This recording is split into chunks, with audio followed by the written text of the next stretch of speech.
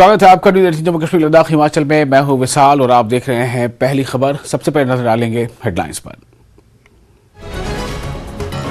National conference के लीडरों के हाथ कश्मीरियों के खून से हैं रंगे। पीपल्स कॉन्फ्रेंस के चेयरमैन सज्जाद गनी लोन का इल्जाम, कहा कुर्सी के लिए एनसी किसी भी हद तक जा सकती है।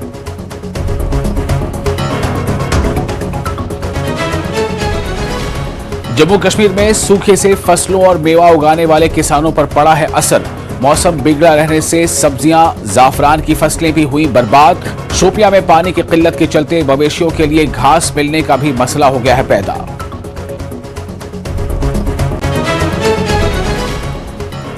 गुलमर्ग के अफरोट की चोटी पर मौसम की पहली बर्फबारी।